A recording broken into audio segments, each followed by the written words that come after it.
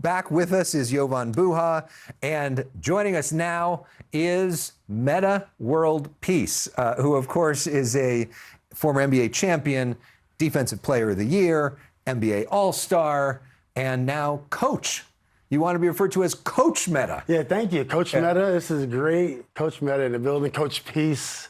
Coach you know, Peace, however yeah. they want to What are you word doing? it. Talk to us about what you're up to these days. You know, loving Los Angeles. Yeah. You know, from New York City, obviously. Got here in 2009, and I'm just loving the city of Los Angeles right now.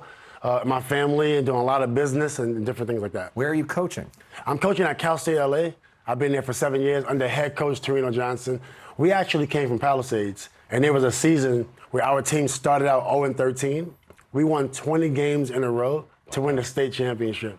So that's my head coach. Yeah. Well, what's your coaching style like? Are you running the triangle or like? Absolutely. We're not going to run from the triangle because it's cool and it's trendy. Hey, triangle doesn't work. No, not in this year. You know what? We love the triangle. We're using the triangle world, just so you know. And that's Phil Jackson's old coaching style. Tex Winter, which Yes. you won the NBA title on. Michael Jordan won Yes. all of his titles on The as triangle will live. The triangle lives on. It lives on with Metta. Yes.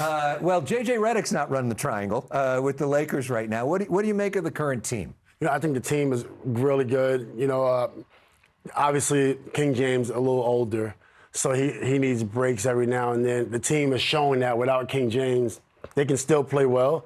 So when he comes back, he'll do pretty solid. They got a lot of X factors. Guys I didn't know about, like Lavia. I'm sorry, I think I'm pronouncing his name wrong. Laravia. Sorry, Laravia. You know, guys like that just coming out of nowhere for the most part. That team is solid. Yeah. How do you think LeBron fits into that team? Because if you're that team and you've been playing like this and now you have him come back into it.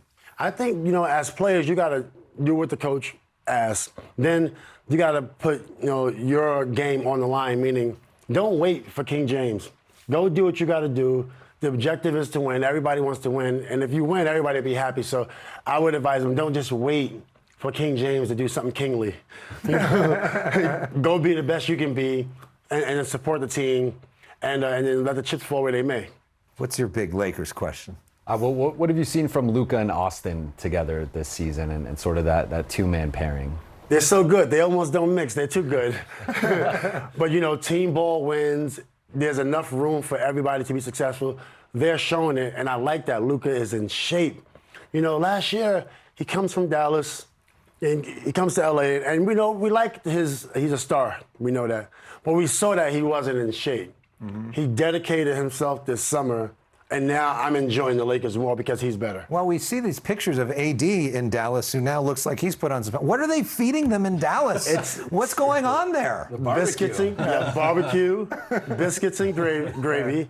Southern hospitality, sodium. Yeah. a lot of sodium is going on there.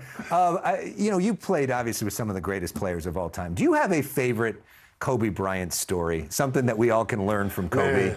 Well, there's a couple things. So one story, he came to my room at the end of his career and said, Metta, get those beats ready. I told this story a lot. And he wanted to rap.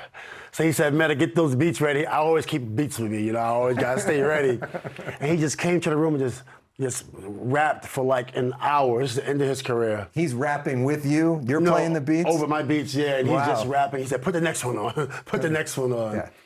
And we did that for an hour, and it was just incredible to spend that type of time, not only to my teammate, but somebody I really admire. What do you think? You know, obviously people talk about the Mamba mentality, but for you seeing it up close, what do you think made that work? You know, I think his hard work. He wasn't afraid to put his body on the line. You know, when your body's not working in Game 7 or into your career or whatever, you got to tap into something else. And he wasn't afraid to feel that extra pull in his calf. You know, when you start pulling your calf muscle, that means something is wrong. Kobe's like, you know what, I don't care what's wrong. I'm going to fight through it. If I injure myself, I injure myself. That's the type of guy he was. Yeah. And what are your big takeaways on that front? Yeah, no, I mean, I wanted to ask you about the modern state of defense right now. And looking at, we were talking about the Oklahoma City Thunder and the way that they're defending right now. With like, team defense, incredible. But what have you thought of the Thunder start to the season? I think it's great. You know, they definitely took a lot of pages out of my book. you know, and they're playing defense. old school Ron Artest type defense. Yeah. Metta World Peace is a little bit more, you know, Zen guy, you know.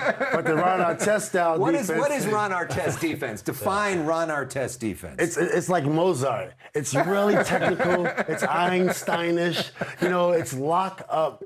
And, you know, the only way to beat OKC, you have to have me coaching against OKC. I love it. There's no other way. How would you coach against OKC? I wouldn't give all my secrets away. You know, this is top. This is American. CNN exclusive. Come on. The story is top secret. You know, I'm the Secretary of Defense. I just can't give it away.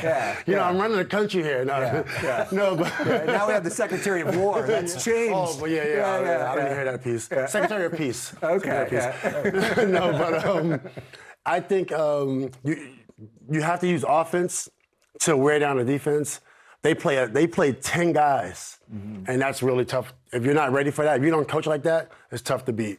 Another thing you're doing now is boxing, promoting or coaching. Tell us a little bit about that. Managing? Yeah, absolutely. So my dad, if you go to boxrec.com, it's where every single boxer in the history records are at, everything. My dad is actually on BoxRec. My dad was a professional fighter. He went 2-1. He stopped boxing in '77, met my mom, and lost focus a little bit. But then he had me. And so he recorded 2-1, and I always wanted to give him 4 fights. And actually, when I was 24, Angelo Dundee, my dad met Angelo Dundee, Muhammad Ali's trainer. And Angelo Dundee said, you know, I see you're getting a lot of technical fouls, you got a lot of energy. I think you'll be a good boxer. So I said, okay, I'll train for 10 years. I'll turn pro at 35. But the brawl happened. When the brawl happened, I was going to announce that year that I was going to turn pro boxing, but... The brawl is, you're talking about the Malice at the Palace. Yeah, the Malice when you at the got Palace. into a fight and it became a Big huge fight. thing in the middle of the game. Over some ice cream. I couldn't believe it. It was just over ice cream, man. This guy, man. If you want ice cream, I'll buy you ice cream. So before the Malice at the Palace, you were planning on becoming a professional boxer? I was going to train for 10 years and focus on it, and then while playing. But then when the brawl happened, I didn't want to come out and say I'm going to box because my life was destroyed over ice cream. It was crazy. Yeah. What was your fighting style going to be? You know what? I don't really know, but defense would have been incredible. My left jab, I think it would have been incredible. Yeah. You know, I think I jabbed to the belly. You know, I think I jabbed to the top, and I think the fight's over. Well, it is great talking with you. Congratulations. Will you stick around? I want to see your baby. Yes, I'm nanny. Yeah. My son is here, and we'll bring him out. Okay, we'll bring him out when we come back a little bit more with Metta World Peace and Jovan Buha and more news. We wrap things up for the week. We've got Jovan Buha here and Metta World Peace, NBA legend, NBA champion, and you brought some company. This is your son? Who is this here? This is Hero Artest. And he is clinking on, say, hi, Bubba, you're on TV. Don't mess it up now, okay? You gotta perform, right? Blow the kiss like that, Game 7, you ready? Mwah.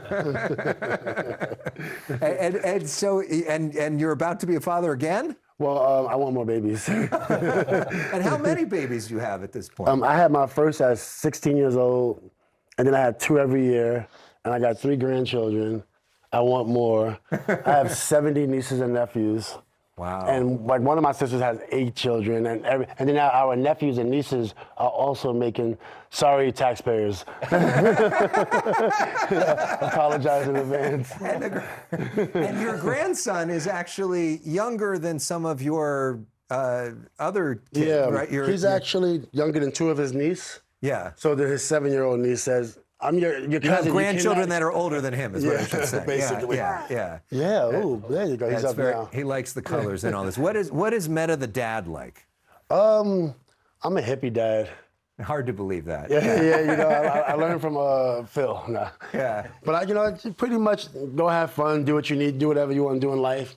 Yeah. I think this life has a lot to offer. Oh, look at you now. He's up now.